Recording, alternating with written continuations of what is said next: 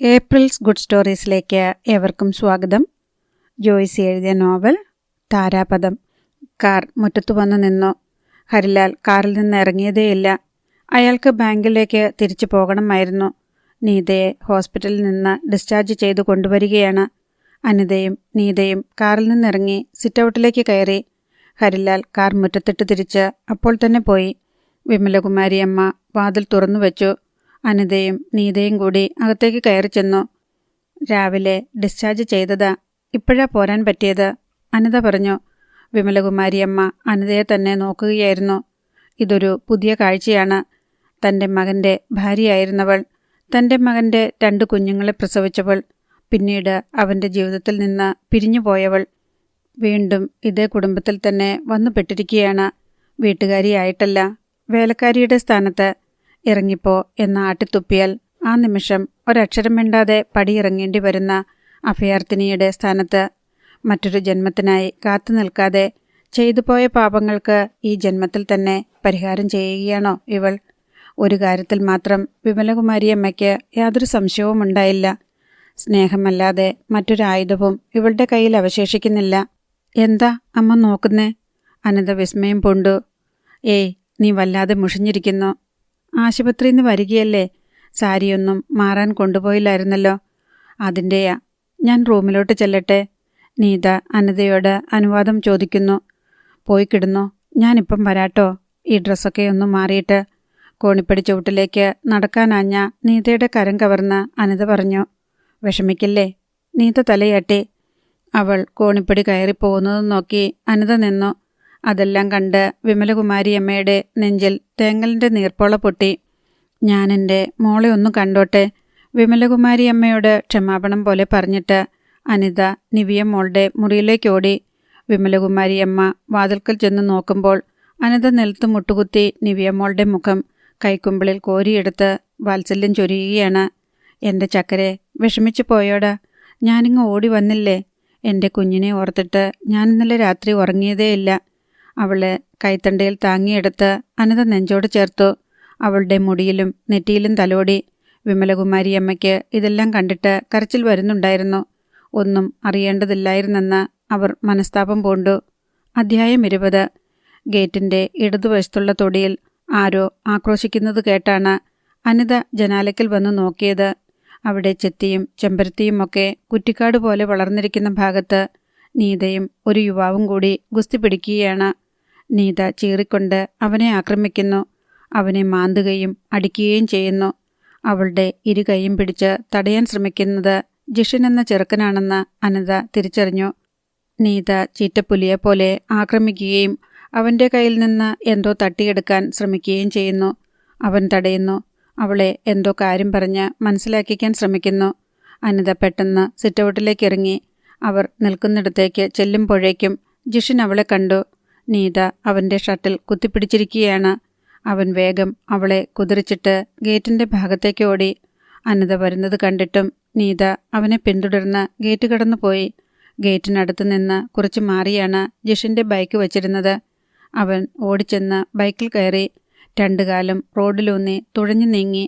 നീതയ്ക്ക് പുറകെ ചെന്ന് പിടികൂടാൻ കഴിയും മുൻപ് അവൻ്റെ ബൈക്ക് സ്റ്റാർട്ടായി. അവൻ വേഗം ഓടിച്ചുപോയി. അനിത ഗേറ്റിനപ്പുറം പരിഭ്രാന്തിയായി നിന്നു. നീത ഒരു ഭ്രാന്തിയെപ്പോലെ പിറുപിറുത്തുകൊണ്ട് തിരിച്ചു വരുന്നുണ്ടായിരുന്നു. ഗേറ്റ് കടന്ന ശേഷം അനിതയെ ഒന്ന് നോക്കിയിട്ട് അവൾ വീടിന് നേർക്ക് നടന്നുപോയി.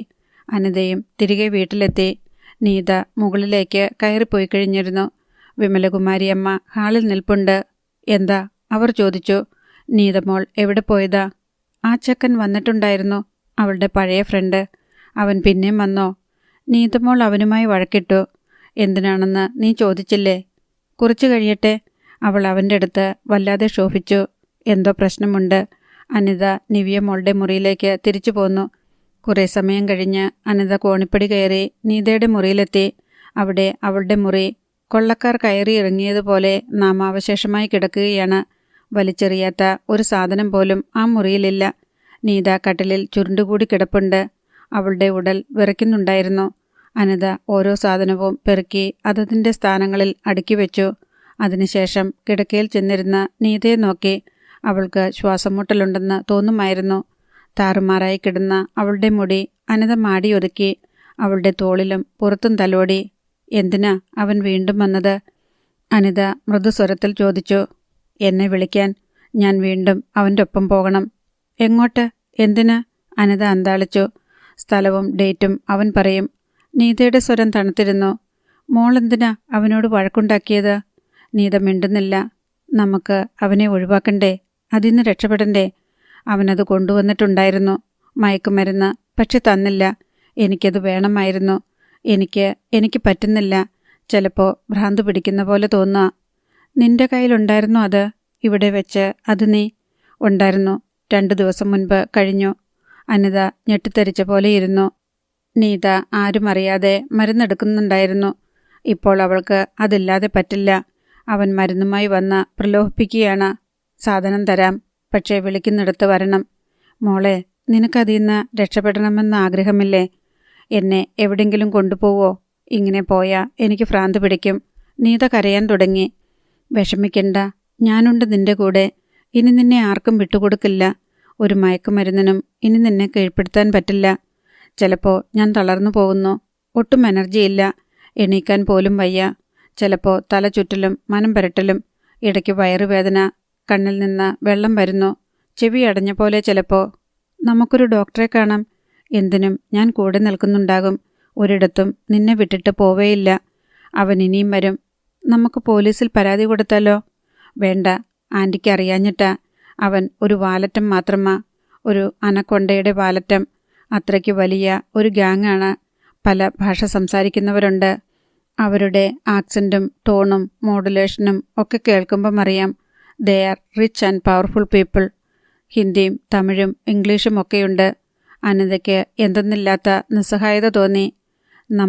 നമുക്കത് പൊളിക്കാൻ പറ്റുമോയെന്ന് നോക്കിയാലോ? പത്രങ്ങളൊക്കെയില്ലേ? ഞാൻ വെളിച്ചത്ത് വരണ്ടേ ആൻറ്റി? എന്നെ മിസ്യൂസ് ചെയ്തെന്ന് സമ്മതിക്കണ്ടേ? ഞാനൊരു ചീത്തയായ പെൺകുട്ടിയായിട്ട് എല്ലായിടത്തും ന്യൂസ് വരില്ലേ? അച്ഛന്, ഞങ്ങളുടെ റിലേറ്റീവ്സിന് ആർക്കും തല പൊക്കി നടക്കാൻ പറ്റില്ലല്ലോ. ശരിയാണ്. അനിതയുടെ തല പുകഞ്ഞു.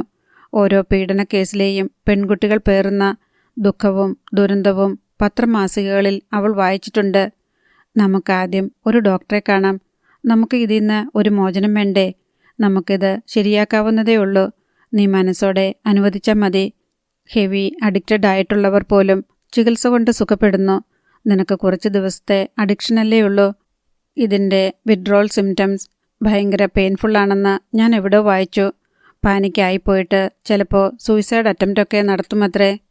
അതെല്ലാം കഴിഞ്ഞല്ലോ. ശരിക്കും നീ ഇപ്പോൾ വിഡ്രോൾ സ്റ്റേജിലാ. ആൻറ്റിക്ക് ഇതേപ്പറ്റിയെല്ലാം അറിയോ? ഞാനൊരു നേഴ്സല്ലേ മോളെ. ഭയങ്കര ഇറിറ്റേഷനാ ചില സമയത്ത്. വീടെല്ലാം തല്ലി തകർക്കാൻ തോന്നും. ഒരാളെയും കണ്ണെടുത്താൽ കണ്ടുകൂടാ. അതെല്ലാം നമുക്ക് പരിഹരിക്കാം. അച്ഛൻ പറഞ്ഞ മോള് കേൾക്കണം. ഏതെങ്കിലും ഒരു ഡോക്ടറെ കൺസൾട്ട് ചെയ്യാം. അഡ്മിറ്റ് ആകേണ്ടി വന്നാൽ ഞാൻ കൂടെ നിൽക്കാം. പക്ഷേ അവൻ്റെ ശല്യം തീരില്ലല്ലോ ആൻറ്റി. അവൻ ഇനിയും വരും. ശല്യപ്പെടുത്തിയാൽ നമുക്ക്? വേണ്ട, പോലീസ് വേണ്ട. എനിക്ക് പേടിയാ. എനിക്ക് അവൻ്റെ അഡ്രസ്സും ഫോൺ നമ്പറും തരുമോ? എന്തിനാ? അല്ലെങ്കിൽ വേണ്ട. അവൻ എവിടെ താമസിക്കുന്നതെന്ന് പറഞ്ഞാൽ മതി. പേരൂർക്കടയിൽ ഒരു മൊബൈൽ ഷോപ്പുണ്ട്. സ്പോട്ടൊക്കെ ഞാൻ കൃത്യമായിട്ട് പറഞ്ഞു തരാം. പക്ഷേ ആൻറ്റി ഇടപെട്ട അവൻ ആൻറ്റിയെയും ബ്ലാക്ക്മെയിൽ ചെയ്യും. ഞാനാദ്യം അവനുമായിട്ട് ഒന്ന് സംസാരിക്കട്ടെ. അതുകൊണ്ട് ഒരു മെച്ചവും ഉണ്ടാവില്ല ആൻറ്റി. അവന് ആൻറ്റിയെ നന്നായിട്ടറിയാം. ഇല്ല, അവനെന്നെ നന്നായിട്ടറിയില്ല. അതാണെൻ്റെ പ്ലസ് പോയിൻ്റ്. നമുക്ക് നോക്കാം. അല്ലെങ്കിൽ തന്നെ ഇനി എന്താ നഷ്ടപ്പെടാൻ? അനിത താഴെ ഇറങ്ങിച്ചെന്ന് നീതയെ മയക്കുമരുന്നിൻ്റെ ചികിത്സയ്ക്ക് കൊണ്ടുപോകുന്നതിനെപ്പറ്റി വിമലകുമാരി അമ്മയോട് സംസാരിച്ചു. ഹരിലാലിനോട് അതേപ്പറ്റി സംസാരിക്കണമെന്ന് അഭ്യർത്ഥിച്ചു. വൈകുന്നേരം ഹരിലാൽ വന്നപ്പോൾ വിമലകുമാരി അമ്മ ഇക്കാര്യത്തെപ്പറ്റി ചർച്ച ചെയ്തു. എനിക്ക് അതിലൊന്നും ഒരു തടസ്സവുമില്ല. എന്തു വേണമെന്ന് പറഞ്ഞാൽ ചെയ്യാം. ഒന്നുമല്ലെങ്കിലും ചികിത്സിച്ച് സുഖപ്പെടുത്താൻ വേണ്ടിയല്ലേ. അനിത കൂടി നീതയോടൊപ്പം ഡോക്ടറെ കാണാൻ വരുന്നതിൽ ഹരിലാൽ അല്പം അതൃപ്തി പ്രകടിപ്പിച്ചു. അവൾ വരട്ടെ. അവളുടെ നോട്ടവും പരിചരണവും ഉള്ളത് നല്ലതല്ലേ. നമുക്ക് കണ്ണടച്ചാൽ മതിയല്ലോ, ഇരുട്ടത്ത് നിൽക്കുവാണെന്ന് തോന്നാൻ. അടുത്ത ദിവസം തന്നെ ഹരിലാൽ മയക്കുമരുന്നിന് അഡിക്റ്റായവരെ ചികിത്സിക്കുന്ന ഡോക്ടർമാരുടെ വിവരങ്ങൾ ശേഖരിച്ചു. മെഡിക്കൽ കോളേജ് ഹോസ്പിറ്റലിൽ തന്നെ ജോലി ചെയ്യുന്ന ഡോക്ടർ ബിജു വർഗീസിനെ കൺസൾട്ട് ചെയ്യാമെന്ന് തീരുമാനിക്കുകയും ചെയ്തു. അനിതയും നീതയും ഹരിലാലും കൂടിയാണ് ഡോക്ടറുടെ വീട്ടിലേക്ക് പോയത്. വിമലകുമാരി അമ്മ നിവിയ മോൾക്ക് കാവലിരുന്നു. ആദ്യം നീതയും ഡോക്ടറും മാത്രമായി സംസാരിച്ചു. അതിനുശേഷം അനിതയെയും ഹരിലാലിനെയും വിളിച്ചിരുത്തി ഡോക്ടർ പറഞ്ഞു, എല്ലാം കൂടി ഒരു 3 മാസത്തെ മയക്കുമരുന്ന് ഉപയോഗമേ നടന്നിട്ടുള്ളൂ. കടുത്ത അഡിക്ഷനൊന്നും അല്ലാത്തതുകൊണ്ട് ചികിത്സ താരതമ്യേന എളുപ്പമാണ്. ഹരിലാൽ ഉവന്ന് തലയാട്ടി. ചികിത്സ തുടങ്ങുമ്പോൾ മുതൽ വിഡ്രോൾ സിംറ്റംസ് കാട്ടിത്തുടങ്ങും. ഇവിടെ ഭയപ്പെടുവാൻ തക്കവിധം ഒന്നുമില്ലെന്ന എനിക്ക് തോന്നുന്നേ. എന്തായാലും പേഷ്യൻ്റ് സമ്മതിച്ചിട്ടാണല്ലോ ചികിത്സയ്ക്ക് തുനിഞ്ഞത്. നമുക്ക് ഒത്തുപിടിച്ചു നോക്കാം. നീത അനിതയുടെ കൈത്തണ്ടയിൽ മുറുകെ പിടിച്ചു. വിഡ്രോൾ സിംറ്റംസ് 2 സ്റ്റേജാണ് ഉള്ളത്. Acute withdrawal symptoms, pre acute withdrawal symptoms. ശരീരപ്രകൃതിയും മാനസിക നിലയും അനുസരിച്ച് ഓരോരുത്തരിലും അതെല്ലാം വ്യത്യാസപ്പെട്ടിരിക്കും. പേഷ്യൻറ്റിന് നല്ല കെയറിംഗ് കിട്ടാനുള്ള സാഹചര്യം ഉണ്ടാക്കിയിട്ടേ മെഡിക്കേഷൻ തുടങ്ങാവൂ. ഡോക്ടർ ബിജു വർഗീസ് വരും വരായികകളെല്ലാം ഹരിലാലിനെയും അനിതയെയും പറഞ്ഞു മനസ്സിലാക്കി. നീത എല്ലാം കേട്ടുകൊണ്ട് തലതാഴ്ത്തിയിരുന്നു. പേരൂർ കടയിൽ നിന്ന് നെടുമങ്ങാട് പോകുന്ന റോഡിൻ്റെ വലതുഭാഗത്ത് റോഡരികു ചേർന്ന് അനിത ഓട്ടോറിക്ഷ നിർത്തിച്ചു. ഓട്ടോറിക്ഷയിൽ നിന്നിറങ്ങി ചാർജ് കൊടുത്തു. ഒരു പഴയ കെട്ടിടത്തിൻ്റെ മുകൾ നിലയിലാണ് നീത പറഞ്ഞയച്ച മൊബൈൽ ഷോപ്പെന്ന് അവൾ കണ്ടുപിടിച്ചു. നീത കുറിച്ചു കൊടുത്ത കടലാസ് അവളുടെ കയ്യിലുണ്ടായിരുന്നു. അനിത കെട്ടിടത്തിൻ്റെ ഒരു വശത്തുള്ള കോൺക്രീറ്റ് ഗോവണി കയറി മുകളിലെത്തി. അവിടെ 2 ഷട്ടറുകൾ അടച്ചിട്ടിരിക്കുകയാണ്. ഷട്ടറിനുള്ളിലാണ് ഗ്ലാസ് ഭിത്തികളുള്ള മൊബൈൽ ഷോപ്പ്. ഓർക്കപ്പുറത്ത് അനിത മുന്നിലേക്ക് വരുന്നത് കണ്ട് ജിഷിൻ ആദ്യമൊന്ന് പകച്ചു. പിന്നെ കടയിലുണ്ടായിരുന്ന മറ്റാളുകളോട് സംസാരിക്കാൻ തുടങ്ങി. കടയിലെപ്പോൾ 3 പേരുണ്ടായിരുന്നു. അവരുടെ ഇടപാട് തീരുന്നതുവരെ അനിത കാത്തുനിന്നു. 3 പേരും പോയി കഴിഞ്ഞപ്പോൾ അനിത പറഞ്ഞു, ഞാൻ നിന്നോട് സംസാരിക്കാൻ വന്നതാണ്. ഇനി ഞാൻ തിരിച്ചു പോകുന്നതുവരെ ആരും വരാൻ പാടില്ല. ഇതൊരു മൊബൈൽ ഷോപ്പാ. ഞാനിവിടെ ബിസിനസ് നടത്താനിരിക്കുക. ഇനി ആരും വരാൻ പാടില്ലെന്ന് പറഞ്ഞ കസ്റ്റമേഴ്സിനെ പിണക്കിവിടാൻ പറ്റില്ല. പക്ഷെ ഞാൻ പിണക്കിവിടും. അനിത ചെന്ന് ചില്ലുവാതിലടച്ചു. അതിൻ്റെ മുകളിലത്തെ ഫ്രെയിമിലെ ബോൾട്ടും ഇട്ടു. കടയുടെ വാതിലടയ്ക്കാൻ പറ്റില്ല. ജിഷിൻ കൗണ്ടറിനപ്പുറത്തു നിന്ന് ഇപ്പുറത്തേക്ക് വന്നു. അനിത മൊബൈൽ എടുത്ത് കയ്യിൽ പിടിച്ചുകൊണ്ട് മുന്നറിയിപ്പ് നൽകി. ഇവിടെ നിന്നുകൊണ്ട് ഞാൻ പോലീസിനെ വിളിക്കും. ജിഷിൻ പെട്ടെന്ന് നിന്നു. പോലീസിനെ എന്തിനു വിളിക്കുന്നു? അതിനിവിടെ പ്രശ്നമൊന്നും ഉണ്ടായില്ലല്ലോ. ഞാനിവിടെ വന്നത് എന്തിനാണെന്ന് നിനക്കറിയാം. നീ നീതയോട് ചെയ്തത് എന്താണെന്ന് എനിക്കുമറിയാം. അതുകൊണ്ട് ഒരു കാര്യം ഞാൻ ആവശ്യപ്പെടുകയാ. ഇനി നീതയെ ഉപദ്രവിക്കരുത്. അവളുടെ ഫോണിലേക്ക് വിളിക്കുകയും ചെയ്യരുത്. അങ്ങനെയാണെങ്കിൽ നിങ്ങൾക്ക് പോലീസിനെ വിളിക്കാം. ഏത് പോലീസ് വന്നാലും നീതയ്ക്ക് ഞങ്ങൾ വിളിക്കുന്നിടത്ത് വരാതിരിക്കാൻ പറ്റില്ല. ഇല്ല, ഇനി അവൾ വരില്ല. ജിഷിൻ മൊബൈൽ ഫോൺ എടുത്ത് അതിൻ്റെ ഗാലറി തുറന്നു. അതിൽ നിന്ന് ചില വീഡിയോ ക്ലിപ്പിങ്ങുകൾ കാണിച്ചു. ഇതെല്ലാം നീതയുടേതാ. ഞങ്ങളെ അവൾ അനുസരിച്ചില്ലെങ്കിൽ ഈ വീഡിയോ എല്ലാം വാട്സാപ്പിൽ കൂടി ലോകം മുഴുവൻ ഞങ്ങൾ പരത്തും. ഇവിടെ നല്ല വിദേശത്തു നിന്ന്.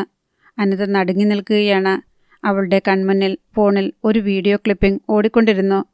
ചിലപ്പോൾ എന്നെ പോലീസ് പിടിക്കുമായിരിക്കും. 2 ദിവസം ലോക്കപ്പിലും ഇടുമായിരിക്കും. പക്ഷേ അതിനകം എന്നെ ഇറക്കിക്കൊണ്ടു പോകാൻ ആൾ വരും. നിങ്ങളുടെ വീട്ടിലെ കുട്ടിയുടെ കുരുക്ക് ഒന്നും കൂടി മുറുകും. പിന്നെ ഒരിക്കലും ഞങ്ങളെ ധിക്കരിക്കാൻ അവൾക്കോ നിങ്ങൾക്കോ ധൈര്യം വരില്ല. അനിത അവൻ്റെ ഫോണിലേക്കും അവനെയും മാറി മാറി നോക്കി. നീതയുടെ കൂട്ടത്തിലൊരാൾ സൂയിസൈഡ് ചെയ്തില്ലേ?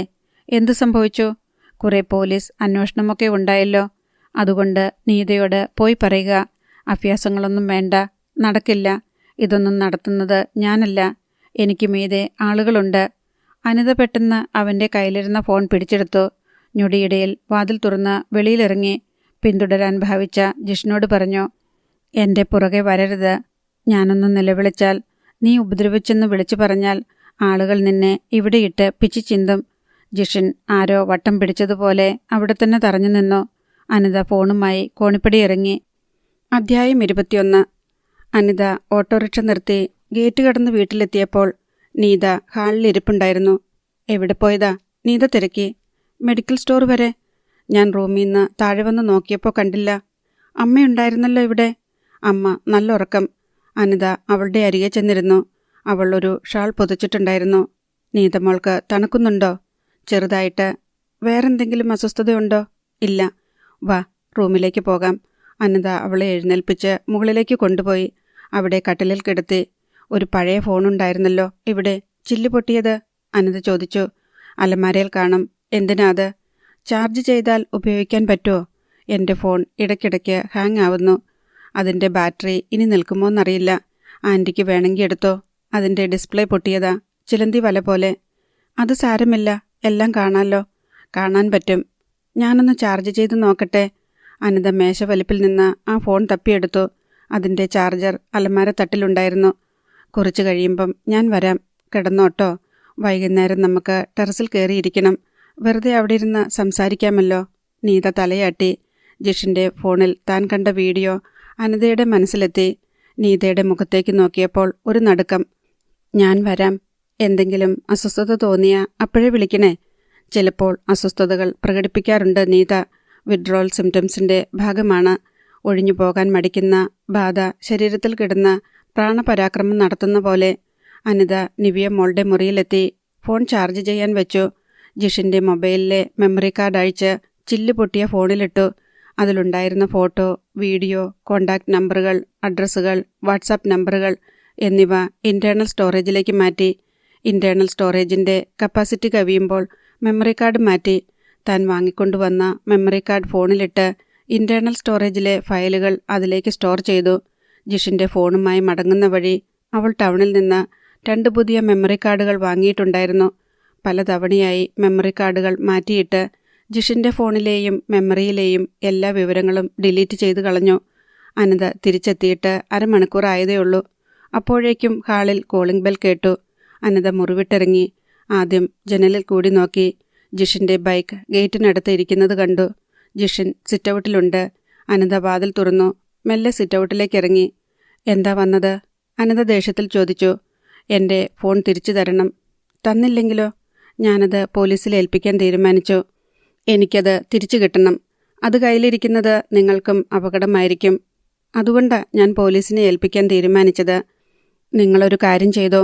അതിലെ ഫയലുകളെല്ലാം ഡിലീറ്റ് ചെയ്ത് കളഞ്ഞിട്ട് തന്നാൽ മതി. അതെല്ലാം ഞാൻ ചെയ്തു കഴിഞ്ഞു. എങ്കിൽ പിന്നെന്താ? അത് തിരിച്ചു തന്നാൽ. എനിക്കെൻ്റെ ഫോൺ നമ്പറാണ് ആവശ്യം. ഇനി മേലിൽ നീതയെ ശല്യപ്പെടുത്തില്ലെന്ന് വാക്ക് തന്ന ഫോൺ തിരികെ തരാം. ഞാനിനി ശല്യപ്പെടുത്തില്ല. ഉറപ്പാണല്ലോ? വാക്ക് തെറ്റിക്കരുത്. തെറ്റിച്ചാൽ ഞാൻ പോലീസിനെ അറിയിക്കും. ജിഷിൻ അത് സമ്മതിച്ചു. അനിത അകത്തുപോയി അവൻ്റെ ഫോൺ എടുത്തുകൊണ്ട് വന്നു കൊടുത്തു. ജിഷിൻ അത് തുറന്ന് പരിശോധിച്ചു നോക്കി. ഇതിൽ ഒന്നുമില്ലല്ലോ. കോണ്ടാക്ട്സും കളഞ്ഞോ? ജിഷിൻ അമർഷത്തോടെ അവളെ നോക്കി. ഞാൻ പറഞ്ഞില്ലേ എല്ലാം കളഞ്ഞെന്ന്. ജിഷിൻ നിമിഷങ്ങളോളം അനിതയെ തന്നെ നോക്കി നിന്നിട്ട് സിറ്റൗട്ടിൽ നിന്ന് തിരികെ ഇറങ്ങിപ്പോയി. അനിത ചെന്ന് വാതിലടച്ചു. ജിഷിനെ കൊണ്ട് ഇനി ശല്യമൊന്നും ഉണ്ടാവില്ലെന്ന് തന്നെ അനിത കരുതി. സംഭവിച്ചതൊന്നും ആരും അറിഞ്ഞിട്ടില്ല. എല്ലാം ഇവിടം കൊണ്ട് അവസാനിച്ചിരുന്നെങ്കിലെന്ന് അനിത ആഗ്രഹിച്ചു. മുറിയിൽ ചെന്നിരുന്ന് അവൾ നീതയുടെ കേടുവന്ന ഫോൺ തുറന്ന് അതിലെ വീഡിയോ ക്ലിപ്പിംഗ്സ് ഓരോന്നായി എടുത്ത് പരിശോധിച്ചു. കാറിലിരുന്ന് ജിഷിൻ നീതയെ ചുംബിക്കുന്ന വീഡിയോ, മറ്റൊന്നിൽ പത്രത്തിൽ കണ്ട നെസിയുടെ ഒരു വീഡിയോ ആണ്. മറ്റേതോ യുവാവാണ് അതിൽ. അഞ്ജിതയും ഒരു പുരുഷനും കൂടി കെട്ടിപ്പുണർന്നിരിക്കുന്ന വീഡിയോ ക്ലിപ്പിംഗും കണ്ടു. മറ്റൊരു ഫയലിൽ ഏതോ ബീച്ചിലെ ചില ചിത്രങ്ങൾ. റിസോർട്ടിന് മുൻപിൽ ബീച്ചിൽ അങ്ങിങ്ങ് ബഹുവർണ്ണ കുടകൾ, അവയ്ക്ക് കീഴിൽ അർദ്ധനഗ്ന ശരീരങ്ങൾ. നീതയെയും നെസിയെയും അക്കൂട്ടത്തിൽ കണ്ടു. നാമമാത്രമായ വസ്ത്രങ്ങളേയുള്ളൂ. ഇതെല്ലാം എവിടെ വെച്ചെടുത്തു? എങ്ങനെ ഇതിനെല്ലാം നിന്നുകൊടുത്തു? ബീച്ചിലെ ഫോട്ടോകളുടെ ഡീറ്റെയിൽസ് നോക്കിയപ്പോൾ മാസങ്ങൾക്ക് മുൻപുള്ളതാണെന്ന് മനസ്സിലായി. ഇനിയൊരെണ്ണം 2 പുരുഷന്മാരും 2 പെൺകുട്ടികളും ഹോട്ടൽ മുറിയെന്ന് തോന്നിക്കുന്ന ഒരു മുറിയിലിരുന്ന് മദ്യപിക്കുന്ന രംഗമാണ്. ബിയർ കുപ്പിയും ബ്രാൻഡി കുപ്പിയും കാണാനുണ്ട്. നീതയും കൂടെയുള്ള പെൺകുട്ടിയും സംസാരിക്കുമ്പോൾ നാക്ക് കുഴയുന്നുണ്ട്. അവരുടെ ചലനങ്ങൾക്കുമുണ്ട് ആട്ടം. മറ്റു 2 യുവാക്കൾ കൂടി മുറിയിലേക്ക് വരുന്നു. പരിചയപ്പെടൽ, മദ്യപാനം. നീത ചിരിക്കുന്നു. വാക്കുകൾ തിരിയാതെ എന്തൊക്കെയോ പറയുന്നു. തുടർന്നുള്ള ആലിംഗനങ്ങളിലും ചുംബനങ്ങളിലും കിടക്കയിലെ കെട്ടിമറിച്ചിലുകളിലും ആരുടെ കൂടെ എന്നുപോലും വ്യക്തമല്ല. 7ാമത് ഒരാൾ കൂടി അദൃശ്യനായി മുറിയിലുണ്ട്. അയാളാണ് വീഡിയോ പിടിക്കുന്നത്. ഇടയ്ക്ക് ഊഴം കഴിഞ്ഞ ഒരുവൻ എണീറ്റ് വന്ന് വീഡിയോ പിടുത്തം ഏറ്റെടുത്തപ്പോൾ 7ാമത്തെ ആളും കിടക്കയിൽ കയറി പറ്റുന്നത് അനിത കണ്ടു. ഫോൺ കമഴ്ത്തി വെച്ച് തലയ്ക്ക് കൈകൊടുത്ത് അനിത കുറേ നേരം ഇരുന്നു. തല മന്നിച്ച പോലെയായിരുന്നു. ഇതൊന്നും മൂന്നാറിലെ വീഡിയോ അല്ലെന്ന് അനിതയ്ക്ക് മനസ്സിലായി. മാസങ്ങൾക്ക് മുൻപേ എടുത്ത ക്ലിപ്പിങ്ങുകളാണ്. മൂന്നാറിലെ ചിത്രങ്ങളും കൂടി നോക്കാനുള്ള ധൈര്യം അനിതയ്ക്ക് ഉണ്ടായില്ല. ഇപ്പോൾ കണ്ട വീഡിയോയിൽ റിസോർട്ടിലെ മുറിയിൽ നടന്ന ആൾമാറാട്ടങ്ങളൊന്നും മദ്യലഹരിയിൽ പെൺകുട്ടികൾ അറിഞ്ഞിരിക്കാനിടയില്ലെന്ന് അനിത ഊഹിച്ചു. അറിഞ്ഞിരുന്നെങ്കിൽ വീണ്ടും അവർ ആ നരാധമന്മാരുടെ കൂടെ പോകുമായിരുന്നില്ലല്ലോ. പെൺകുട്ടികളെ ഇത്ര നിഷ്കരണമായി, ഇത്രമേൽ ഹൃദയശൂന്യമായി കബളിപ്പിക്കുന്ന ആ മനുഷ്യമൃഗങ്ങളെ എന്തു ചെയ്യണമെന്ന് ആലോചിച്ച് അനിതയുടെ രക്തം തിളച്ചു. എങ്ങനെയാണ് അവരെ ശിക്ഷിക്കേണ്ടത്? എങ്ങനെയാണ് അവരെ കോടതിക്കുള്ളിലും പിന്നീട് ജയിലിനുള്ളിലും എത്തിക്കേണ്ടത്? ഒടുവിൽ കഠിനമായ നിരാശ കൊണ്ട് അനിത ഹിമശില പോലെ തണുത്തു.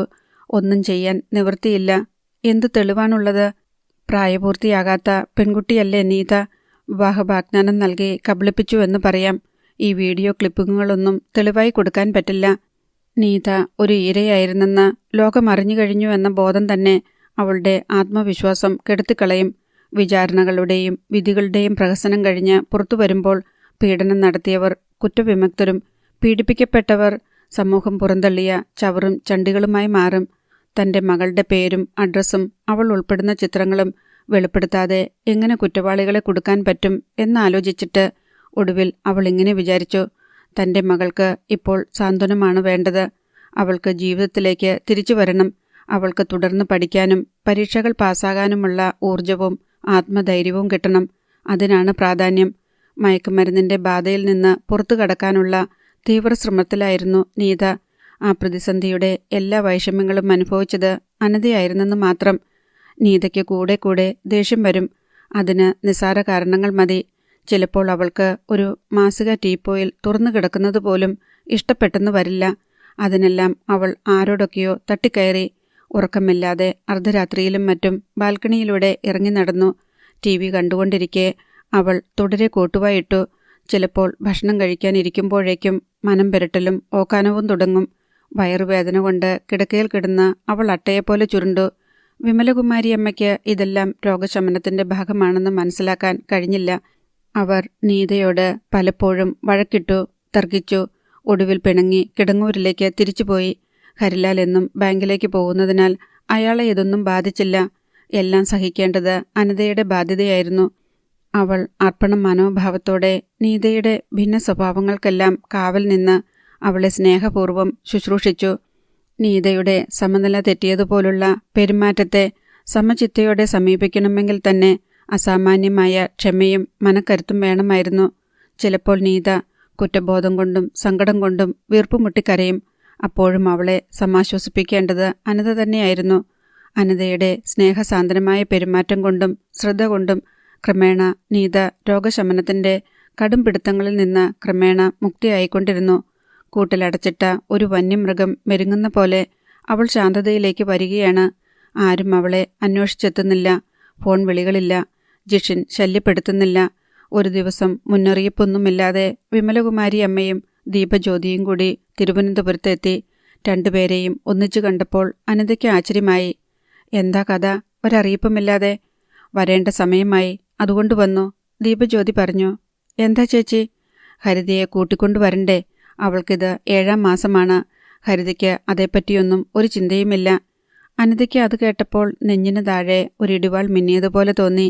ഇനി 2 മാസം തികച്ചില്ല ഈ വീട്ടിൽ ഒരു കുഞ്ഞു പിറക്കാൻ. അനിത ഒന്നും മിണ്ടാതെ നിന്നു. വിമലകുമാരിയമ്മ അനിതയുടെ പ്രതികരണം അറിയാൻ സൂക്ഷിച്ചു നോക്കുന്നുണ്ടായിരുന്നു. നീ ഇതൊക്കെ ഓർത്തിരിക്കുന്നതാണല്ലോ അനിതേ. എന്തുപറ്റി? നീയല്ലേ അവൾക്ക് നല്ലൊരു ജീവിതം ഉണ്ടാക്കിക്കൊടുത്തത്. അപ്പോൾ ബാക്കി കാര്യങ്ങളും ആലോചിക്കേണ്ടതല്ലേ?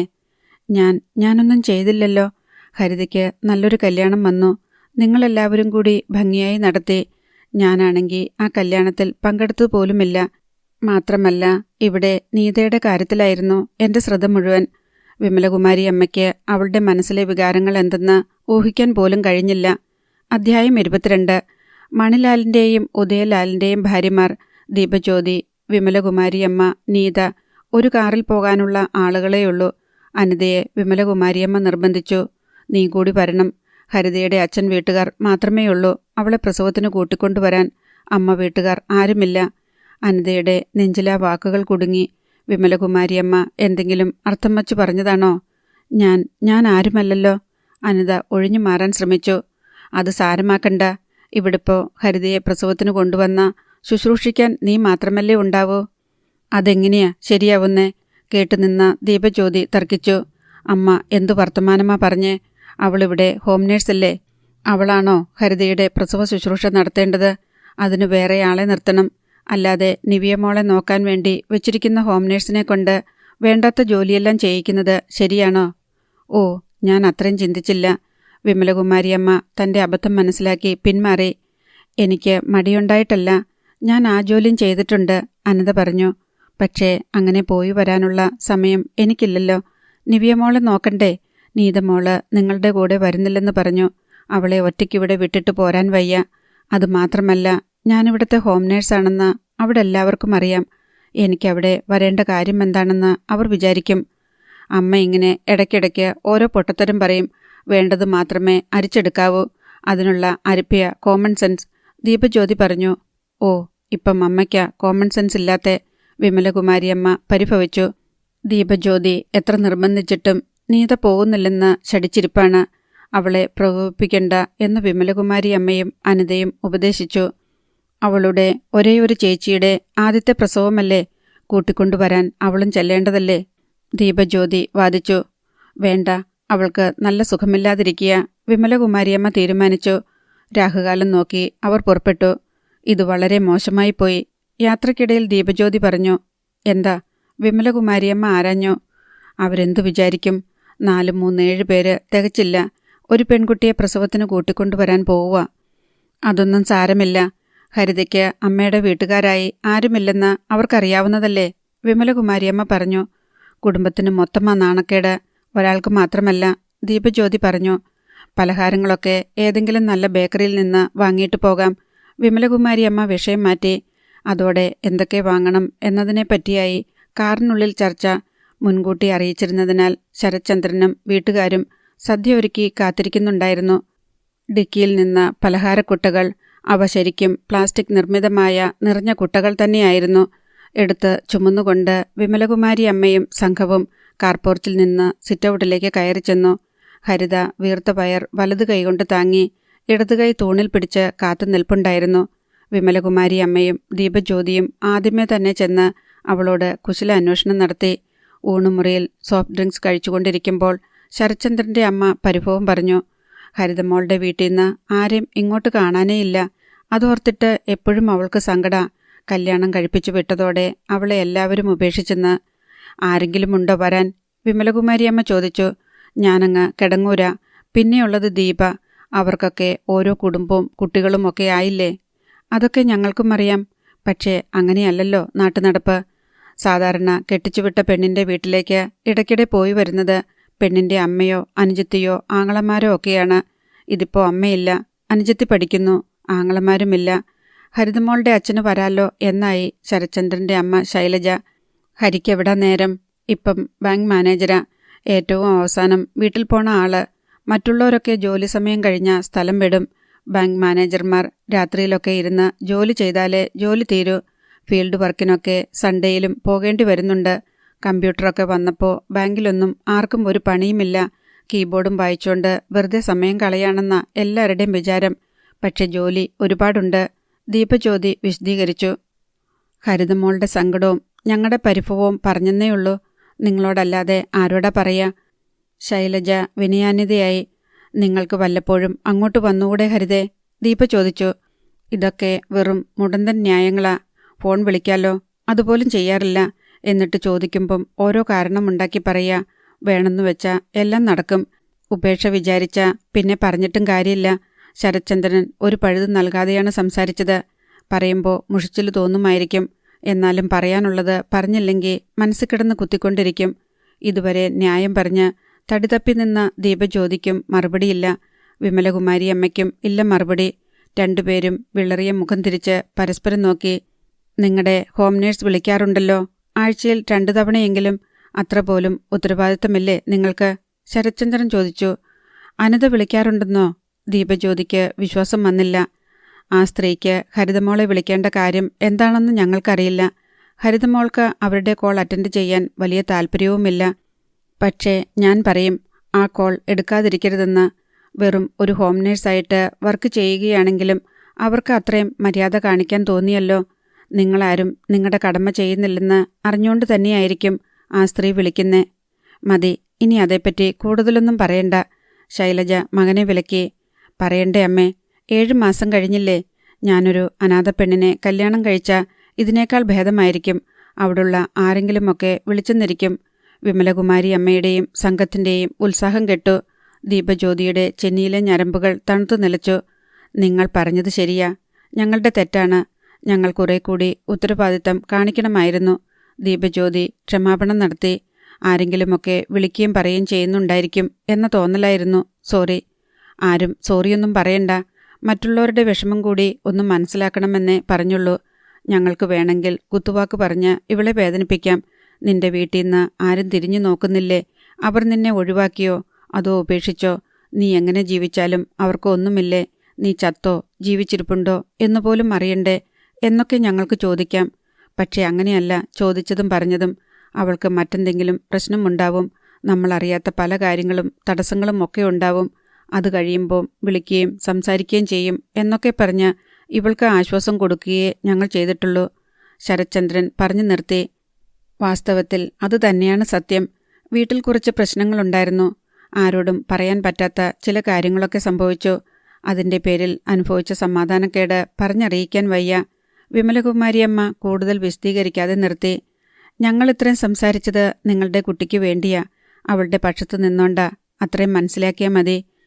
ഈ സംസാരങ്ങൾ അസ്വാസ്ഥ്യജനകമായിരുന്നെങ്കിലും അതിനുശേഷം ശരത്ചന്ദ്രനും കുടുംബത്തിലുള്ളവരും മുഖം വീർപ്പിച്ചിരുന്ന് അതൃപ്തി പ്രകടിപ്പിക്കുകയോ നീരസം ഭാവിക്കുകയോ ഒന്നും ചെയ്തില്ല.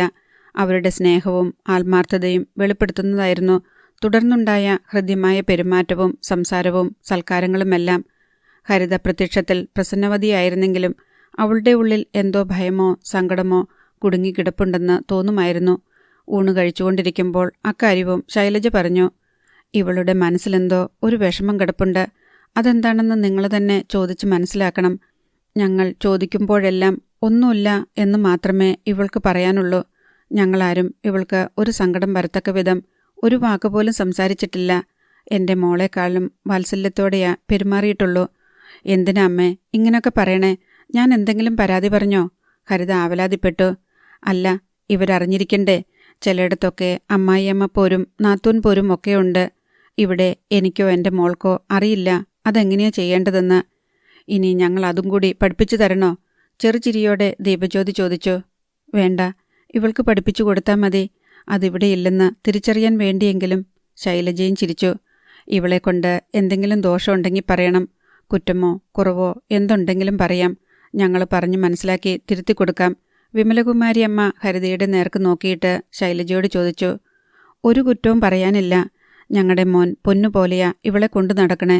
ഞങ്ങൾക്ക് അതിൽ സന്തോഷമേ ഉള്ളൂ. ആകെ ഒരു പരാതിയുള്ളത്, ഇവൾക്ക് അത്രയും സ്നേഹം വേണ്ട, ഇത്രയും ആർഭാടം വേണ്ട. സിനിമയ്ക്കും ടൂറിനും ഒന്നും പോകണ്ട. ആൾക്കൂട്ടത്തിനിടയിലോട്ട് കിടക്കണ്ട. ഇവിടെ എന്തെങ്കിലും ജോലി ചെയ്തുകൊണ്ടിരിക്കാനാ ഇഷ്ടം. ഇവിടെ എൻ്റെ കൂടെ അടുക്കളയിൽ ചുറ്റിപ്പറ്റി നിൽക്കും. പാചകം ഒന്നും അറിയില്ലായിരുന്നു. ഇപ്പോൾ എനിക്കറിയാവുന്നതൊക്കെ പഠിച്ചു കഴിഞ്ഞു. അത് നല്ല കാര്യമല്ലേ? ദീപജ്യോതി ചോദിച്ചു. അത്ര നല്ലതല്ലാത്ത കാര്യങ്ങളുമുണ്ട്. ഓർക്കാപ്പുറത്ത് ആരെങ്കിലും കൺമുന്നിൽ വന്നുപെട്ട ഇവൾ ഞെട്ടും. ഞങ്ങൾ വിചാരിക്കും പിന്നിൽ കൂടി വരുമ്പോഴാണെന്ന്. മുന്നിൽ കൂടി ഒരാൾ വാതിൽ കടന്നു വന്നാലും ഇവൾ ഞെട്ടും. അത് ഞാനാണെങ്കിലും ശരത്താണെങ്കിലും അവൻ്റെ അച്ഛനാണെങ്കിലും ശരി, അവൾ ഞെട്ടിപ്പോകും. പെട്ടെന്ന് അവൾ ആളെ തിരിച്ചറിയാൻ പറ്റാത്തതാണോ? തൊട്ടുമുന്നിൽ വരുന്നതുവരെ ആളെ കാണാത്തതുകൊണ്ടാണോ? വേറെന്തെങ്കിലും ചിന്തയിൽ മുങ്ങിപ്പോയതുകൊണ്ടാണോ? ഒന്നും അറിയാൻ വയ്യ. അവളോട് ചോദിച്ചപ്പോൾ അവൾക്കും അറിയില്ല. ഡോക്ടറെ കാണിക്കാമെന്ന് പറഞ്ഞു. അത് സമ്മതിക്കുന്നില്ല. നിങ്ങളിപ്പോൾ കൊണ്ടുപോവുകയാണല്ലോ. അവിടെ ചെല്ലുമ്പോൾ അതെന്താണെന്ന് ഒന്ന് പരിശോധിക്കണം. ശൈലജ നിർദ്ദേശിച്ചു. എന്താടി അത്? അവിടുന്ന് പോരുമ്പം അങ്ങനൊന്നുമില്ലായിരുന്നല്ലോ. ദീപജ്യോതി ഹരിതയോട് ചോദിച്ചു. അങ്ങനെ ഒറ്റവാക്കിൽ ചോദിച്ചാൽ അവൾക്കറിയില്ല കാരണം എന്താണെന്ന്. വീട്ടിൽ ചെല്ലുമ്പം നിങ്ങളൊന്ന് ശ്രദ്ധിച്ചാൽ മതി, ശരത്ചന്ദ്രൻ പറഞ്ഞു. പിന്നീട് പിൻവരാന്തയിൽ വെച്ച് ഹരിത വിമലകുമാരിയമ്മയോട് തിരക്കി. അവിടെന്താ അച്ഛമ്മേ പ്രോബ്ലം? അതൊക്കെ അവിടെ ചെന്നിട്ട് പറയാം. അച്ഛന് എല്ലാവരോടും ദേഷ്യാണോ? എല്ലാ ദിവസവും മദ്യപാനമുണ്ടോ? അതൊന്നുമില്ല. ഇവിടെ വെച്ച് ഒന്നും സംസാരിക്കണ്ട. വിമലകുമാരിയമ്മ അവളെ പിന്തിരിപ്പിച്ചു. പുറപ്പെടേണ്ട സമയം നോക്കി വച്ചിരുന്നതിനാൽ അതിനുള്ളിൽ തന്നെ ഹരിതയ്ക്ക് ഉടുത്തൊരുങ്ങണമായിരുന്നു. നാട്ടാചാരം അനുസരിച്ച് കല്യാണ സാരി തന്നെ ഹരിതയെക്കൊണ്ട് ദീപജ്യോതി ഉടുപ്പിച്ചു. ഇറങ്ങും മുൻപ് ശരത്ചന്ദ്രനോട് യാത്ര പറയണമായിരുന്നു ഹരിതയ്ക്ക്. അയാൾ അതീവ സ്നേഹത്തോടെ അവളെ അണച്ചു പിടിച്ച് നെറ്റിയിലും മിഴിയിണകളിലും ഉമ്മ വെച്ചു. 3-4 ദിവസം കഴിയുമ്പം അങ്ങോട്ട് വന്നേക്കണേ. എന്നിട്ട് എന്നെയും കൊണ്ട് ഇങ്ങു പോരണം. ഞാൻ അടുത്ത ആഴ്ച പോവില്ലേടാ. ശരത്ചന്ദ്രൻ അവളുടെ മുടിക്കുമീതെ തഴുകി. അതിനു മുൻപ് ഒരു തവണയും കൂടി എന്താ? അയാൾ അവളുടെ താടിത്തുമ്പിൽ പിടിച്ചു. നമുക്കൊന്നിച്ച് ഈ മുറിയിൽ കിടന്നുറങ്ങണം. കെട്ടിപ്പിടിച്ച് ഈ നെഞ്ചിൽ തലവെച്ച് ഒരുപാട് നേരം. അവളുടെ സ്വരത്തിൽ ഗദ്ഗതം കലർന്നു. എന്താ നിന്റെ പേടി? സത്യം പറ. ഞാനീ പ്രസവത്തോടെ മരിച്ചു പോയേക്കുമെന്ന് തോന്നുക. മിണ്ടരുത്. അയാൾ അവളുടെ വായ് പൊത്തി. വേറൊന്നും പറയാനില്ലേടാ നിനക്ക് പോകാൻ നേരത്ത്? ശരത് അവളെ ശാസിച്ചു. അവൾ അയാളെ ഇറുകെ കെട്ടിപ്പിടിച്ച് കഴുത്തിൽ മുഖമമർത്തി നിന്നു. അവളുടെ മിഴിനീർ അയാളുടെ നെഞ്ചിലേക്ക് ഊറി വീണുകൊണ്ടിരുന്നു. ഞാൻ അങ്ങോട്ട് വരുന്നുണ്ട്. പിന്നെന്തിനാ ഈ കരച്ചിൽ? മറ്റന്നാളെത്തും. അയാൾ അവളുടെ ചുമലിൽ തട്ടിയും തഴുകിയും ആശ്വസിപ്പിച്ചു. ആരുടെയോ കാലച്ച വാതിലിനരികെ കേട്ട് അവർ അകന്നു മാറി. ദീപജ്യോതി മുറിക്ക് പുറത്തുനിന്ന് ഹരിതയെ വിളിച്ചു. ഹരിത ഇറങ്ങിച്ചെന്നു. ഒന്നും എടുക്കരുത്. യാത്ര പറയരുത്. ഇറങ്ങുമ്പോൾ തിരിഞ്ഞു നോക്കരുത്. ഇത്രയും കാര്യങ്ങൾ ഓർമ്മയിൽ വെച്ചോളണം. ഹരിതയ്ക്ക് പേടി തോന്നി. ആരോടും യാത്ര പറയാതെ ഒന്നും എടുക്കാതെ അവൾ പോകാനിറങ്ങി. കാറിൽ കയറി. എല്ലാവരും കാറിൽ കയറിയിരുന്നു. കാർ നീങ്ങിത്തുടങ്ങി. താൻ ഇനി തിരിച്ചു വരില്ലെന്ന് ഹരിതയ്ക്ക് തോന്നി. അധ്യായം 23. ഹരിത കാറിൽ നിന്നിറങ്ങുന്നത് നോക്കി അനിത ജനലരികിൽ നിന്നു. അവൾക്ക് വയർ കൂടുതലുണ്ടെന്ന് അനിതയ്ക്ക് തോന്നി. പൂർണ്ണ ഗർഭിണിയായതുപോലെ. അനിതയ്ക്ക് പേടി തോന്നി. 7 മാസം തന്നെയാണോ? കല്യാണം കഴിഞ്ഞിട്ട് തന്നെ 8 മാസമാകുന്നതേയുള്ളൂ. ആദ്യ മാസത്തിൽ തന്നെ ഗർഭിണിയായാൽ മാത്രമേ 7 മാസം തികയൂ. പക്ഷേ അവൾക്ക് അതിനു മുൻപ് എന്തെങ്കിലും അബദ്ധം സംഭവിച്ചിട്ടുണ്ടെങ്കിൽ ഇപ്പോൾ 8 മാസം കഴിഞ്ഞിട്ടുണ്ടാവണം. ഗർഭധാരണത്തെപ്പറ്റി കളവ് പറഞ്ഞ് മറ്റുള്ളവരെ തെറ്റിദ്ധരിപ്പിക്കാമെങ്കിലും പ്രസവത്തിന്റെ കാലാവധി കൂട്ടിയെടുക്കാൻ പറ്റില്ലല്ലോ എന്ന് ചിന്തിക്കുകയായിരുന്നു അനിത. താൻ ശങ്കിക്കുന്ന പോലെ ഒന്നും സംഭവിക്കാതിരിക്കട്ടെ എന്ന് അവൾ മനസ്സാ പ്രാർത്ഥിച്ചു. ഹരിത പ്രസന്നവദനയായിട്ടാണ് വീട്ടിനുള്ളിലേക്ക് കയറി വന്നത്. അനിതയെ കണ്ടെങ്കിലും സംസാരിക്കണോ വേണ്ടയോ എന്ന് സന്ദേഹിച്ചു. 2 നിമിഷം നിന്നു. അപ്പോഴേക്കും ദീപജ്യോതി അവളോട് നീ ഇനി താഴത്തെ ബെഡ്റൂം ഉപയോഗിക്കുന്നതായിരിക്കും എളുപ്പമെന്ന് പറഞ്ഞുകൊണ്ട് അടുത്തേക്ക് വന്നു. എനിക്ക് മുകളിൽ തന്നെ മതി. ഹരിത ശാഠ്യം പിടിച്ചു. താഴെയല്ലേ എല്ലാവരും. മുകളിൽ നിന്നെ നോക്കാൻ ആരുണ്ട്? താഴെയാകുമ്പോൾ എല്ലാവരുടെയും ശ്രദ്ധ കിട്ടും. വിമലകുമാരിയമ്മ പറഞ്ഞു. ഇവിടെ എപ്പോഴും ബഹളമാ. TV, ഗസ്റ്റുകൾ, തട്ടലും മുട്ടലും, ഊണുമുറിയിലെ ശബ്ദങ്ങൾ, ഹാളിലെ വർത്തമാനങ്ങൾ. എനിക്കതൊന്നും കേട്ടുകൂടാ. എനിക്ക് കുറച്ച് പ്രൈവസി വേണം. ഹരിത കരുതിക്കൂട്ടി പറയുകയാണെന്ന് അനിതയ്ക്ക് തോന്നി. താഴെ നിന്നെ ശല്യപ്പെടുത്താൻ ആരുണ്ട്? അനിത മിക്കപ്പോഴും നിവിയമ്മോളുടെ റൂമിലാ. നീത മുകളിലത്തെ മുറിയിൽ. ഹരി രാവിലെ പോയി കഴിഞ്ഞാൽ ഈ വീട്ടിൽ ഈച്ചയനക്കം പോലുമില്ല. ദീപജ്യോതി വാദിച്ചു. ഹരിത അതൊന്നും ചെവിക്കൊണ്ടില്ല. അവൾ മെല്ലെ കോണിപ്പടി കയറി മുകളിലത്തെ നിലയിലുള്ള അവളുടെ മുറിയിലേക്ക് പോയി. അവളുടെ ഇഷ്ടം പോലെ ചെയ്യട്ടെ. ഒടുവിൽ വിമലകുമാരിയമ്മ പറഞ്ഞു. അവൾക്ക് ഓർക്കാപ്പുറത്ത് ഒരു വിഷമം വന്ന ആരുണ്ട് കാണാൻ? ഒന്ന് കരഞ്ഞ കേൾക്കാൻ പോലും ആരുമില്ലല്ലോ. ദീപജ്യോതി ആവലാതിപ്പെട്ടു. ഞാൻ ഇടയ്ക്കിടയ്ക്ക് നോക്കിക്കോളാം. അനിത അവരെ സമാധാനിപ്പിച്ചു. ഹരിത എത്തിയതറിഞ്ഞിട്ട് നീത അവളുടെ മുറിയിൽ നിന്ന് പുറത്തേക്ക് വന്ന് ഹരിതയ്ക്ക് ഹായ് പറഞ്ഞു. ഹരിത തിരിച്ചും. എവിടെ വെച്ചോ കണ്ടു മറന്നുപോയ 2 അപരിചിതരെ പോലെ അവർ പരസ്പരം നോക്കി. ഒന്നും ചോദിക്കാനും പറയാനും ഇല്ലാത്തവരെ പോലെ നിന്നു. നീ ക്ഷീണിച്ചു പോയി. ഒടുവിൽ ഹരിത പറഞ്ഞു. ചേച്ചി തടിക്കുകയും ചെയ്തോ? അതോ സ്വെല്ലിംഗ് ആണോ? മുഖമൊക്കെ ചീർത്തിരിക്കുന്നു. ആ ബ്യൂട്ടിയും ഗ്രേസും എല്ലാം പോയി. ഇങ്ങനാണോ കല്യാണം കഴിച്ചാൽ? നിനക്കെന്തു പറ്റി? നീ എന്താ പഠിത്തം നിർത്തിയത്? ഞാനിടയ്ക്ക് ഡ്രഗ് അഡിക്റ്റായി പോയി. നീത ഒരു ജലദോഷം പിടിപെട്ടു എന്ന് പറയുന്ന ലാഘവത്തോടെ പറഞ്ഞു. ഡ്രഗ് അഡിക്റ്റോ? ഹരിതയുടെ കണ്ണു മിഴിഞ്ഞു. അങ്ങനെ ഒരു അബദ്ധം സംഭവിച്ചു. ഇപ്പം ഞാനതിൻ്റെ ട്രീറ്റ്മെൻറ്റിലാ. അതിന്ന് തിരിച്ചു വരാൻ പറ്റുമോ? അത്ര ഈസിയല്ല. കുറച്ച് ഫ്രസ്ട്രേഷനൊക്കെയുണ്ട്. പക്ഷേ ആൻറ്റിയുടെ ഹെൽപ്പ് ഉള്ളതുകൊണ്ട് ഒരു പ്രതീക്ഷ തിരിച്ചു വരാമെന്ന്. ആൻറ്റിയോ? അതാരാ? Home nurse Anitha aunty. നീ അവരുമായിട്ട് ഇണങ്ങിയോ? ചിലപ്പോൾ തോന്നും വേണ്ടായിരുന്നെന്ന്. ഞാൻ ജീവിച്ചിരിക്കേണ്ട കാര്യമൊന്നുമില്ല. ആൻറ്റി ഉള്ളതുകൊണ്ടാ ഇപ്പോഴും ജീവനോടിരിക്കുന്നേ. എന്തിനാ ഇങ്ങനെ കണ്ടിന്യൂ ചെയ്യുന്നതെന്നൊന്നും അറിയില്ല. ചിലപ്പോൾ തോന്നും സൂയിസൈഡ് ചെയ്താലോ എന്ന്. ആൻറ്റിക്കത് വലിയ സങ്കടമാ. പിന്നെ ഇങ്ങനെ വിചാരിച്ചു, പോകുന്നിടത്തോളം പോട്ടെ. മരിക്കാനുള്ള ചാൻസ് എപ്പോഴും നമ്മുടെ കയ്യിലുണ്ടല്ലോ. മരിച്ചു കഴിഞ്ഞാൽ പിന്നെ ജീവിതത്തിലോട്ട് തിരിച്ചു വരാനുള്ള ചാൻസല്ലേ ഇല്ലാത്തത്? ഹരിത ആശ്ചര്യപ്പെട്ട് അനുജത്തിയെ നോക്കി. എന്തൊക്കെയാണിവൾ പറയുന്നത്? നീതയെന്ന ബാഹ്യരൂപത്തിനുള്ളിൽ നിന്ന് മറ്റൊരു സ്ത്രീ സംസാരിക്കുന്ന പോലെ. നീ എന്താ എന്നെ കൂട്ടാൻ വേണ്ടി വരാതിരുന്നേ? എനിക്കറിയില്ല. എല്ലാവരും പറഞ്ഞു പോണെന്ന്. ഞാൻ തന്നെ എന്നോട് പറഞ്ഞു നീ പോകണ്ടെന്ന്. എനിക്ക് കൺഫ്യൂഷനാ. ഞാൻ മറ്റുള്ളവർ പറയുന്നത് അനുസരിക്കണോ, ഞാൻ പറയുന്നത് അനുസരിക്കണോ? നീ എന്നെ ഫോണിൽ വിളിക്കാറ് പോലുമില്ല. ഹരിത പരിഭവിച്ചു. ചേച്ചി എന്നെയും വിളിക്കാറില്ലല്ലോ. ചേച്ചി വിളിച്ചാലും ഫോൺ എടുക്കാൻ തോന്നുന്ന ഒരവസ്ഥയിലൊന്നും അല്ലായിരുന്നു. ഇപ്പോഴുമല്ല. ആദ്യമേ പറഞ്ഞില്ലേ ട്രീറ്റ്മെൻറ്റിലാ.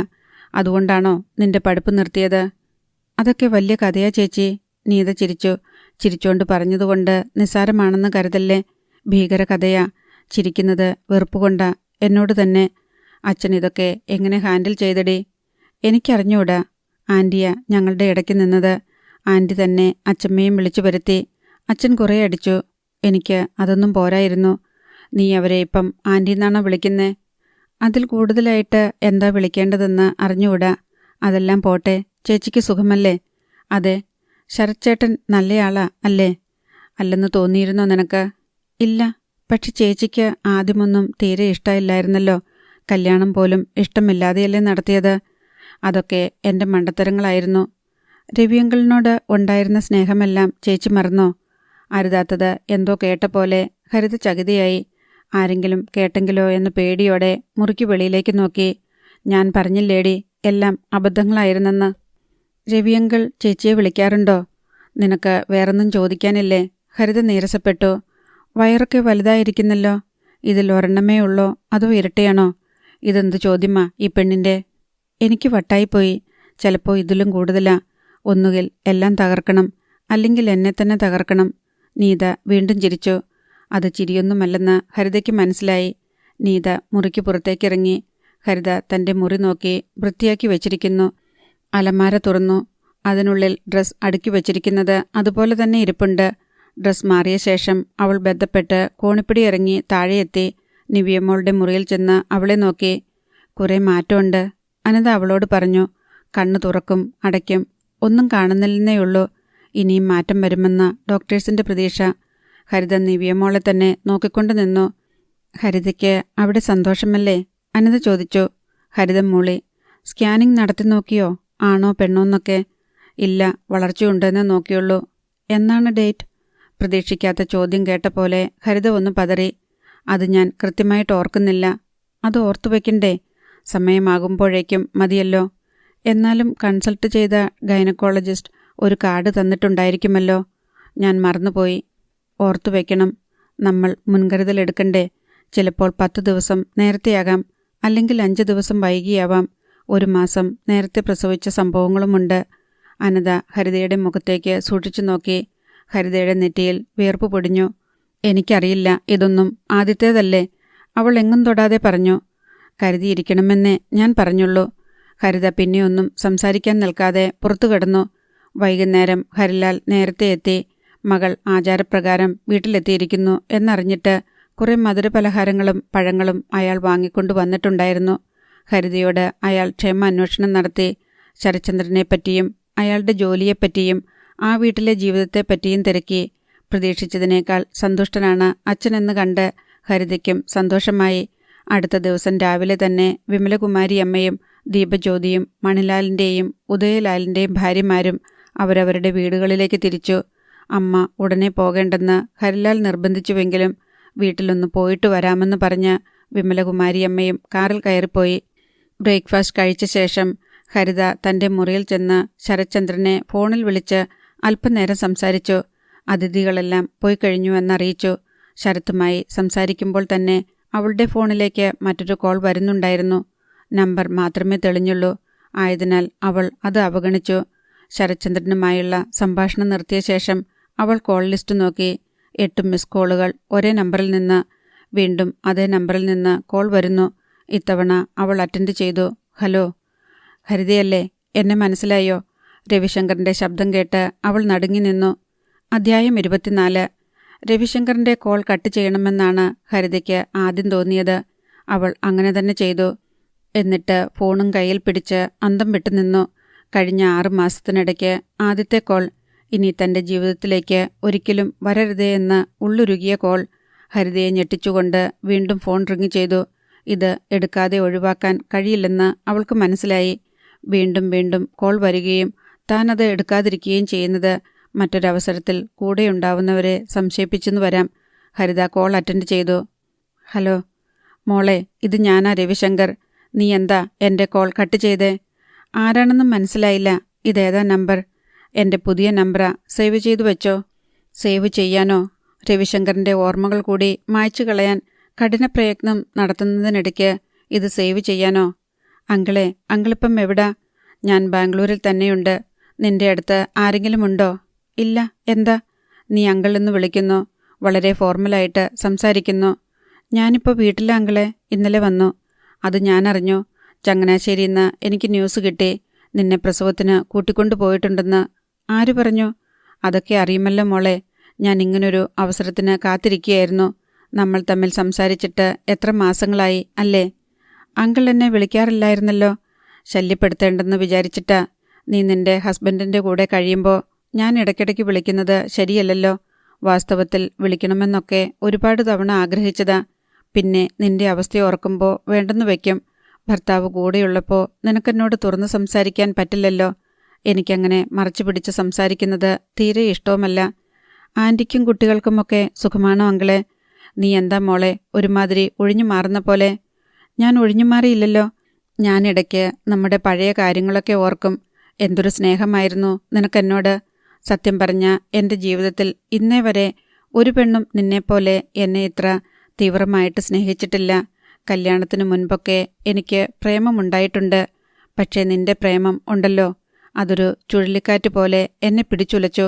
എൻ്റെ വേരുകളെല്ലാം പിഴുതെടുത്ത് ആകാശത്തേക്ക് ഉയർത്തി വട്ടം കറക്കി. എൻ്റെ തലമുടി നാരും ആ ചുഴലിക്കാറ്റിൽപ്പെട്ട് നൃത്തം ചെയ്തു. ഇപ്പോൾ ആ ചുഴലിക്കാറ്റില്ല. ഞാൻ എല്ലാ നാരുവേരുകളും അറ്റ് നിലത്തു വീണ് കിടക്കുന്നു. അങ്കിൾ എന്തൊക്കെയാ ഈ പറയുന്നേ? കുടിച്ചിട്ടുണ്ടോ? നീ ആദ്യം അങ്കിളെന്നുള്ള വിളി നിർത്ത്. നമ്മൾ മാത്രമുള്ളപ്പോൾ എന്തിനാ അങ്ങനൊരു വിളി? നീ എന്നെ എന്തൊക്കെയാ വിളിച്ചിരുന്നേ? എല്ലാം മറന്നുപോയോ? എന്തെല്ലാം ഓമന പേരുകൾ ഉണ്ടായിരുന്നെനിക്ക്. ഇത് അപകടമാണ്. ഇതൊരു തരം ബ്ലാക്ക് മെയിലിംഗ് ആണ്. ചെറുക്കണം, നിന്നു കൊടുക്കരുത്. ഈ വിധമുള്ള ചിന്തകൾ ഹരിതയുടെ മനസ്സിലൂടെ കടന്നുപോയിക്കൊണ്ടിരുന്നു. അങ്കിളെ, ഞാനെന്നൊരു ഭാര്യയല്ലേ? എൻ്റെ കഴുത്തിൽ ഒരു പുരുഷൻ താലി കെട്ടിയതു മുതൽ ഞാൻ അദ്ദേഹത്തിൻ്റേതായില്ലേ?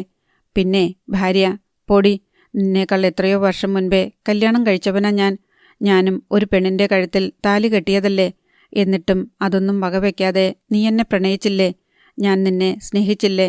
അപ്പോഴൊന്നും ഈ തടസ്സമില്ലായിരുന്നല്ലോ. അനു അപ്പുറത്ത് റൂമിൽ ഉറങ്ങിക്കിടക്കുമ്പോൾ എത്രയോ രാത്രികളിൽ നീ എന്നെ മുറുകെ കെട്ടിപ്പിടിച്ച് നിന്നിട്ടുണ്ട്. അങ്കിളെ, അതൊക്കെ തെറ്റായിരുന്നു. അന്ന് ഞാനൊരു പൊട്ടിയായിരുന്നു. എനിക്കെന്ന് കാഴ്ചയില്ല, കേൾവിയില്ല, അറിവില്ല, ഒന്നുമില്ലായിരുന്നു. അങ്കിൾ ആരാണെന്ന് പോലും നോക്കാതെ, എൻ്റെ സ്ഥാനം തിരിച്ചറിയാതെ ഞാൻ കണ്ണുമടച്ച് അങ്കിളിനെ സ്നേഹിച്ചു. ഇപ്പോഴാ എനിക്ക് മനസ്സിലായത്, ഞാൻ അങ്ങനൊന്നും ചെയ്യരുതായിരുന്നു. കഷ്ടം. നീ ഇങ്ങനാണോ ചിന്തിക്കുന്നേ? നീ ആരോട് തെറ്റ് ചെയ്തെന്നാ പറയുന്നേ? എന്നോടൊരു തെറ്റും ചെയ്തിട്ടില്ല. ഞാൻ നിന്നോടും ചെയ്തിട്ടില്ല. അനു ആൻറ്റിയോട് നമ്മൾ രണ്ടുപേരും കൂടെ അനു ആൻറ്റിയെ പറ്റിച്ചു. വലിയ ചതിയാ ചെയ്തേ. എന്നെ വിശ്വസിച്ച് കൂടെ നിർത്തിയ ആളെ ഞാൻ ഒരു ഉളുപ്പുമില്ലാതെ വഞ്ചിച്ചില്ലേ? എന്നിട്ടും ആൻറ്റി എന്നെ കൊന്നില്ലല്ലോ. എൻ്റെ ജീവിതം നശിപ്പിച്ചില്ലല്ലോ. തിരിച്ചയക്കുക മാത്രമല്ലേ ചെയ്തുള്ളൂ. ഓരോ രാത്രിയിലും ആൻറ്റിയോട് ഞാൻ എന്തുമാത്രം ക്ഷമ ചോദിക്കുന്നുണ്ടെന്നറിയോ? കണ്ണുനീരോടെ ക്ഷമിക്കണേ ക്ഷമിക്കണേന്ന്. മറുവശത്ത് നിശബ്ദത. ഹരിതയും മിണ്ടാതെ നിന്നു. അവളുടെ കണ്ണു നിറയുകയും തൊണ്ടയിടറുകയും ചെയ്തിരുന്നു. ഒടുവിൽ അവൾ ശബ്ദിച്ചു, ഹലോ. അങ്കിളെന്താ മിണ്ടാത്തെ? ഞാൻ എന്തു പറയാൻ? നീ എന്തിന് അനുവിനോട് ക്ഷമ ചോദിക്കുന്നു? എന്തിനു കരയുന്നു? അതിൻ്റെയൊന്നും യാതൊരു ആവശ്യവുമില്ല. നമ്മൾ കൊച്ചുകുട്ടികളൊന്നുമല്ലായിരുന്നു. ചെയ്യുന്നതെന്താണെന്നുള്ള ശരിയായ ബോധത്തോടെയാ ഓരോന്നും ചെയ്തത്. ഞാൻ അല്പം പതറിപ്പോയതുകൊണ്ടാ. ഇല്ലായിരുന്നെങ്കിൽ നീയിപ്പോൾ എൻ്റെ ഭാര്യ. നമ്മൾ ഒന്നിച്ച് ജീവിച്ചേനെ. എൻ്റെ കൂടെ ഏതു നിമിഷവും വരാൻ നീ റെഡിയായിരുന്നു. ഞാനൊരു വാക്ക് പറഞ്ഞാൽ മതിയായിരുന്നു അല്ലേ? ശരിയാ അങ്കിളെ. പക്ഷെ അങ്ങനൊന്നും സംഭവിക്കാതിരുന്നത് എത്ര നന്നായി. അങ്ങനെ സംഭവിച്ചിരുന്നെങ്കിൽ നമ്മുടെ ബന്ധുക്കളും സ്വന്തക്കാരുമൊക്കെ എന്തുമാത്രം വിഷമിച്ചേനെ. അച്ഛന് എന്തൊരു അപമാനമായി പോയേനെ. അനു ആൻറ്റിയോ, ആൻറ്റിയുടെയും കുഞ്ഞുങ്ങളുടെയും ജീവിതം എന്തായി തീർന്നേനെ. ഇപ്പം എനിക്കതൊന്നും ഓർക്കാൻ പോലും വയ്യ. ആൻറ്റിയെ ഓർത്ത് നീ ഇനി സമാധാനിക്കണ്ട.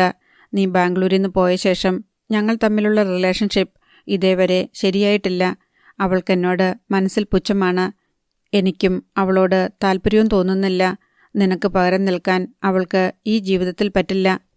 ഇങ്ങനെയൊന്നും പറയല്ലേ അങ്കിളെ. ആൻറ്റിക്ക് അങ്കിളല്ലാതെ മറ്റാരാ ആശ്രയം? ആ കുഞ്ഞുങ്ങൾക്കോ? നിങ്ങൾ ഒന്നിച്ച് ജീവിച്ചതാ ശരിക്കുള്ള ജീവിതം. നമ്മൾ ഒന്നിച്ചു കൂടിയത് വെറുമൊരു മായയാ. ആരോ നമ്മളെ മായക്കാഴ്ച കാട്ടി പറ്റിച്ച പോലെ. നിനക്കെങ്ങനെ ഇത്രയ്ക്ക് മാറാൻ കഴിഞ്ഞു ഹരിതേ? ഇതെനിക്ക് വിശ്വസിക്കാൻ പറ്റുന്നില്ലല്ലോ. നിനക്കിപ്പോൾ എന്നോട് ഒട്ടും സ്നേഹമില്ലേ? നിന്റെ ജീവനായിരുന്നല്ലോ ഞാൻ. ഇപ്പം ഞാൻ നിനക്ക് ആരുമല്ലേ? എൻ്റെ കല്യാണം കഴിഞ്ഞില്ലേ അങ്കിൾ? അങ്കിളും കൂടി നിർബന്ധിച്ചിട്ടല്ലേ ഞാനതിന് സമ്മതിച്ചത്. ഇപ്പം ഞാൻ വേറൊരു ജീവിതം ജീവിക്കുക. എൻ്റെ ഭർത്താവും അദ്ദേഹത്തിൻ്റെ വീട്ടുകാരും ഞാനും മാത്രമുള്ള ജീവിതം. നിന്റെ ഭർത്താവ്, നീ കുറേ നേരമായല്ലോ ഇതുതന്നെ പറയുന്നു. എന്താ അയാളുടെ സവിശേഷത? എന്നേക്കാൾ കേമനാണോ അയാൾ? ഞാൻ തന്നതിൽ കൂടുതൽ എന്തെങ്കിലും അയാൾ നിനക്ക് തന്നോ? കഴുത്തിലൊരുത്തൻ താലി കെട്ടിയെന്ന് വെച്ച് ആദ്യം സ്നേഹിച്ച പുരുഷനെ മറക്കാൻ പറ്റുമോടി? അവൻ്റെ കൂടെ കിടക്ക പങ്കിട്ടത്. രവിയങ്കിളെ, പ്ലീസ് അതൊന്നും ഓർമ്മിപ്പിക്കല്ലേ. ഒന്നും പറയണ്ട. നമുക്കിത് ഇവിടെ അവസാനിപ്പിക്കാം. അങ്കിൾ ഫോൺ വെച്ചാൽ മതി. അങ്ങനെ ഫോൺ വെച്ച് രക്ഷപ്പെടാൻ നിനക്ക് പറ്റുമോ? അത്രയും ബന്ധമേ ഉള്ളോ നമ്മൾ തമ്മിൽ? എന്നെ ഒഴിവാക്കാനാണെങ്കിൽ ഞാൻ സമ്മതിക്കില്ല. അങ്കിൾ പ്ലീസ്, ദൈവത്തെ ഓർത്ത്. നിനക്ക് നിന്റെ കെട്ടിയവൻ്റെ കൂടെ ജീവിക്കണമെങ്കിൽ ജീവിച്ചോ. എനിക്കതിൽ എതിർപ്പില്ല. പക്ഷേ എന്നെ വെറുതെ അങ്ങ് തള്ളിക്കളയാൻ നോക്കരുത്. അതെനിക്ക് സഹിക്കില്ല. നീ കാരണം എനിക്ക് പല നഷ്ടങ്ങളുണ്ടായി. എന്ത് നഷ്ടമാ അങ്കിളെ? അങ്കിളിന് ലാഭമല്ലേ ഉണ്ടായുള്ളൂ. അനു ഇപ്പോൾ ഡിവോഴ്സിന് ശ്രമിച്ചുകൊണ്ടിരിക്കുക. എൻ്റെ കൂടെ ജീവിക്കാൻ അവൾക്ക് താല്പര്യമില്ല. എനിക്ക് അവളുടെ കൂടെയും താല്പര്യമില്ല. അവൾ പോട്ടെ, എനിക്ക് നീയുണ്ടല്ലോ. എൻ്റെ കൂടെ വന്ന് ജീവിക്കണം എന്നൊന്നും ഞാൻ പറയുന്നില്ല. അവിടെ തന്നെ ജീവിച്ചോ. പക്ഷേ എന്നെ മറന്നു കളയാൻ നിനക്ക് പറ്റില്ല. ഞാൻ ഓർമ്മിപ്പിച്ചുകൊണ്ടിരിക്കും. കൂടെ കൂടെ ഓർമ്മിപ്പിക്കും. പലതും ഓർമ്മപ്പെടുത്തി തരും ഞാൻ. ഹരിത വല്ലാതെ ചകിതിയായി. ഇത് ഭീഷണിയാണല്ലോ. ഇനി തൻ്റെ ജീവിതത്തിലേക്ക് തിരിച്ചു വരില്ലെന്ന് കരുതിയ മനുഷ്യൻ. അങ്കിളെ, ഞാനൊരു മനുഷ്യൻ്റെ ഭാര്യയായിട്ട് ജീവിക്കുക. ദൈവത്തെ ഓർത്ത് ഉപദ്രവിക്കല്ലേ. ഇനി എന്നെ വിളിക്കരുത്. വിളിച്ചാൽ ഞാൻ ഫോൺ എടുക്കില്ല. അങ്ങനെ കടുത്ത തീരുമാനമൊന്നും എടുക്കരുത്. ഒന്നുമല്ലെങ്കിലും നമുക്ക് രണ്ടുപേർക്കും അറിയാവുന്ന ഒരു രഹസ്യം നിന്റെ വയറ്റിൽ വളർന്നു വരുന്നുണ്ടല്ലോ. തീരെ ബോധമില്ലാത്തവളല്ലല്ലോ നീ. ഹരിത നടുങ്ങി നിന്നു. ഞാനിങ്ങനൊന്നും പറയാൻ ഉദ്ദേശിച്ചു വിളിച്ചതല്ല. പക്ഷെ എന്നെക്കൊണ്ട് ഓരോന്നും പറയിപ്പിക്കുക. സോറി. നീ സന്തോഷമായിട്ടും സമാധാനമായിട്ടും ഇരിക്കണമെന്ന എൻ്റെ ആഗ്രഹം. ഫോൺ വയ്ക്കട്ടെ. ഹരിതയ്ക്ക് നാവനക്കാൻ കഴിഞ്ഞില്ല. ഫോൺ ലൈൻ മുറിഞ്ഞു. എന്നിട്ടും ഹരിത ഫോൺ ചെവിയിൽ നിന്നും മാറ്റാതെ ഒരു പ്രതിമ പോലെ നിലകൊണ്ടു. അടുത്ത ഭാഗം നാളെ.